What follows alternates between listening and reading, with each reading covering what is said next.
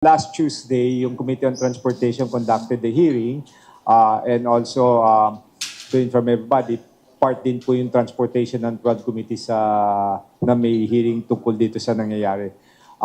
Part ng naging hearing natin doon is yung service contracting program natin, yung pagbibigay ng ayuda sa ating transport sector. Ano po ba yan? Yung bus, mga jeepneys, pati yung mga drivers, nabigyan at bibigyan ng ayuda. Ano po ba yung ginagawa natin dyan sa mga buses? Meron po silang, aside sa diskwento na crudo, gasolina, meron silang GPS na every kilometer may 100 pesos sila. At the same time, in exchange of that, magbibigay sila ng 20% discount para doon sa mga sumasakay. So same thing din po yung sa modern jeepneys, tsaka traditional, may 30 tsaka 20 pesos po silang makukuwang additional subsidy coming for the government aside from the 10 peso discount, provided na dapat they should extend yung 20% discount. And of course, yung naging konting hiccup, yung pagbibigay ng ayuda, yung sa DSWD, na-clarify naman ni Secrex kasi yung iba nga daw, yung pinakita niya yung PowerPoint niya, yung iba gustong dumoble, yung iba iniiba yung pangalan, iniiba yung date, but tawag nga niya doon is para mga ghost riders eh.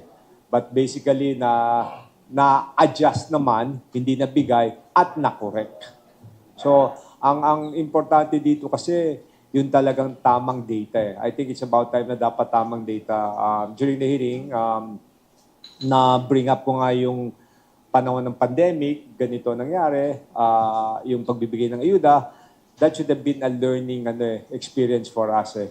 Kaya yung data natin magulo, data coming from LTFRB, LTO, and ako, very disappointed dun sa national ID natin.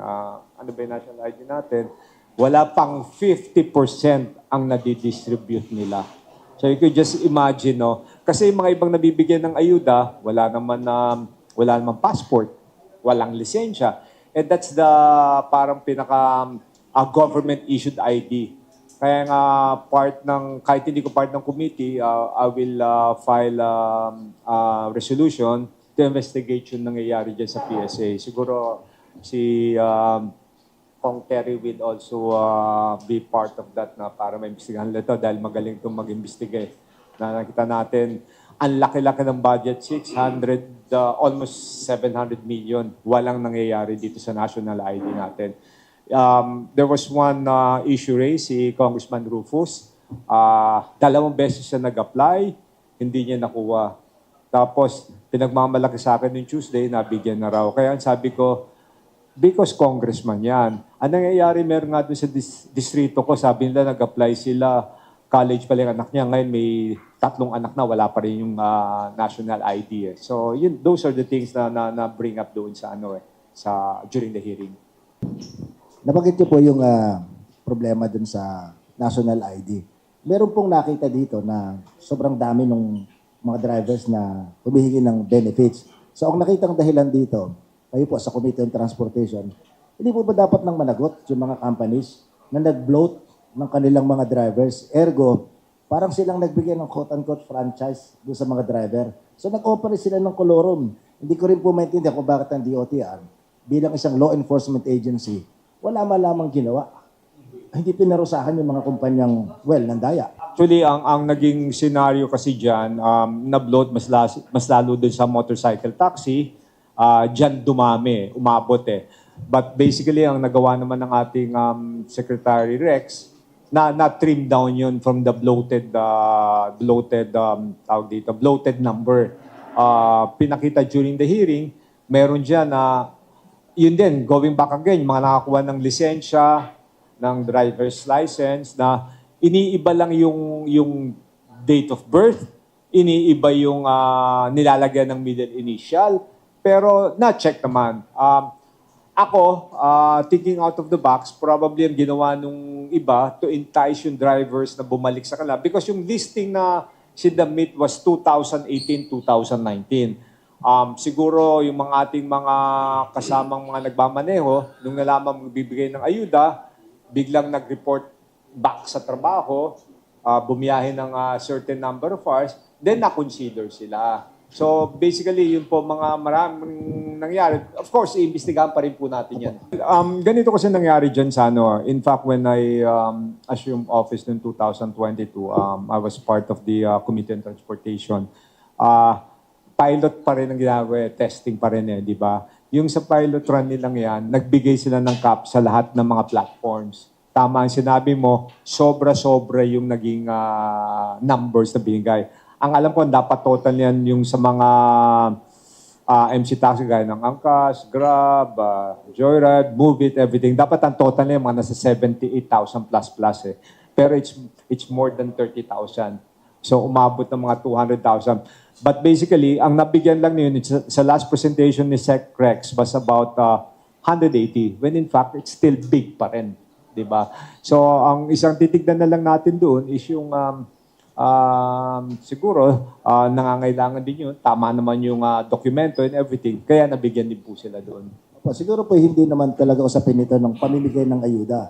Kung hindi yung anong kasabihan dito ng mga abogado, the law of unintended consequence.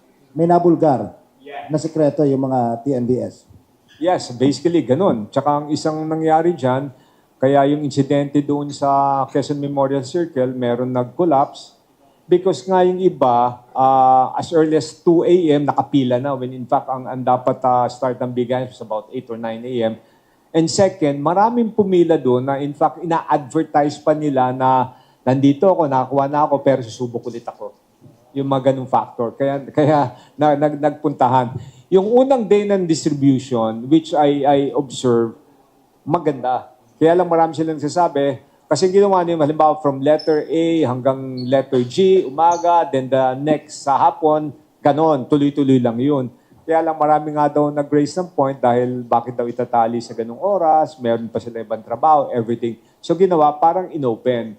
But unfortunately, marami nagsa-announce based on the data na nakuha nila na punta lang kayo dito, baka makakuha kayo ulit, yung mga ganun. Kaya nagdaamihan. Kong, parang yung mga ganitong problema paulit-ulit eh. Parang vicious cycle, paulit-ulit. Parang piecemeal yung tugon ng pamahalaan. Pero I'm sure dun sa inyong paghihiring, na pag-uusapan, ano ba yung long term na pwedeng maging solusyon natin considering na yung problema sa petrolyo kung dependent tayo dahil import tayo ng import eh. Hindi naman tayo di ba? Ano yung nakikita natin na pwedeng maging alternatibo? Well, kagaya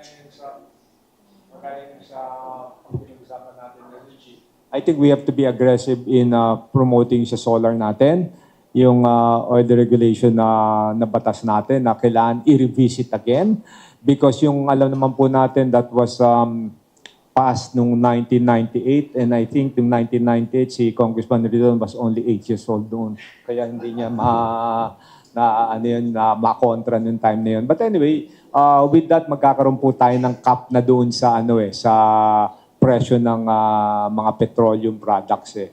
But of course, kagaya sinasabi natin, we have to weigh things dahil may advantages, may disadvantages din yung mga yan eh.